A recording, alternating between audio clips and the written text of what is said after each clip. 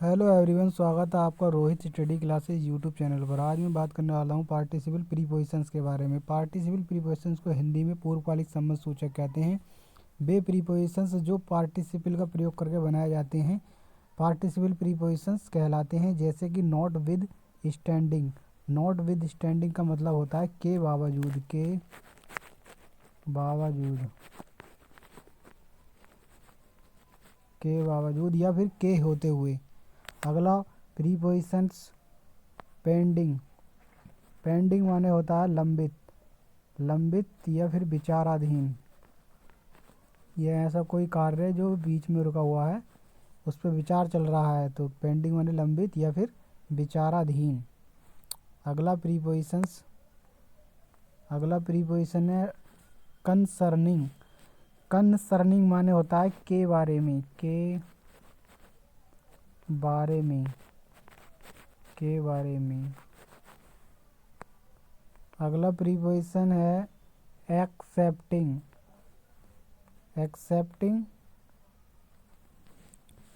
तो एक्सेप्टिंग के मतलब होता है इसका के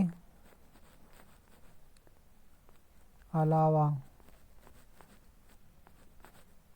के अलावा या फिर के बिना, के अलावा या के बिना। अगला प्रीपोजिशन है कंसीडरिंग। तो कंसीडरिंग माने होता है ध्यान में रखते हुए, ध्यान में रखते हुए। अगला प्रीपोजिशन है रिगार्डिंग। तो रिगार्डिंग माने होता है, रिगार्डिंग माने के बारे में, के बारे में। अगला प्रीपोजिशन है इंक्लूडिंग। इंक्लूडिंग माने होता है के साथ, के साथ, के साथ या फिर सहित। अगला जो प्रीपोजिशन है इंक्लूडिंग के बाद है एक्सक्लूडिंग। तो एक्सक्लूडिंग माने होता है के अलावा, के अलावा।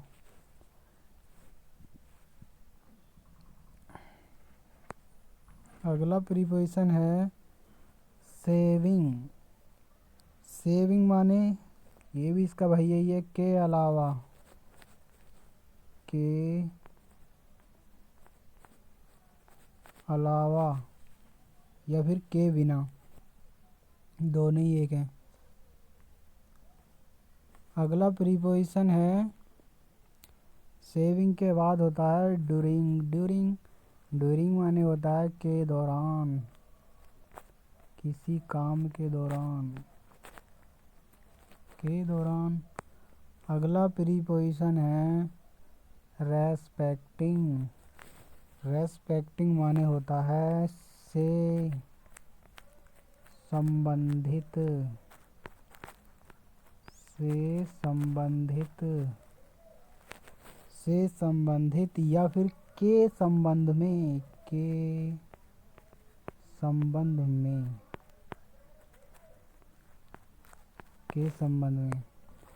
बात करें इनके एग्जाम्पल्स के बारे में, तो पहला एग्जाम्पल है ड्यूरिंग द विंटर, मतलब सर्दियों के मौसम के दौरान।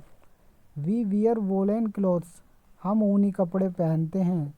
दूसरा एग्जाम्पल है ही वेलकम्ड एवरीवन, उसने प्रत्येक व्यक्ति का स्वागत किया। एक्सक्लूडिंग हिज नेबर्स, एक्सक्लूडिंग का मतलब होता है के को छोड़कर, हिज नेबर्स अपने पड़ोसियों को छोड़कर उसने प्रत्येक व्यक्ति का स्वागत किया।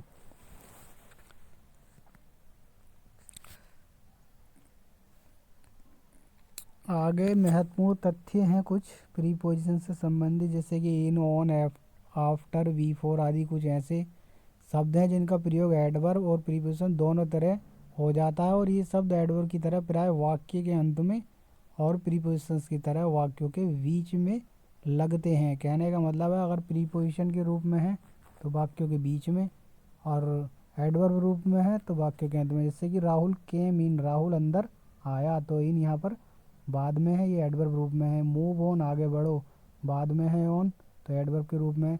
ही हैज़ बीन सेलेक्टेड बिफोर, उससे पहले चुना जा चुका है, तो बिफोर एडवर्ब रूप में है। रजत केम सून आफ्टर, रजत कुछ देर बाद ही आया, तो यहाँ पर आफ्टर एडवर्ब रूप में है। इधर प्रीपोजिशंस के रूप में है। Reema is in the class, Reema class में है, तो यहाँ पर इन प्रीपोजिशन रूप में है। The pen is on the floor, कलम फर्श पर है, तो ऑन प्रीपोजिशंस के रूप में है। द केम बिफोर मी, वह मुझसे पहले आया, बिफोर प्रीपोजिशंस के रूप में है। Do not run after the thief, चोर के पीछे मत दौड़िए, तो आफ्टर प्रीपोजिशंस के रूप में है। वीडियो से आपको कुछ सीखने को मिला हो तो वीडियो को लाइक करो, चैनल को सब्सक्राइब करो। Thank you for watching this video.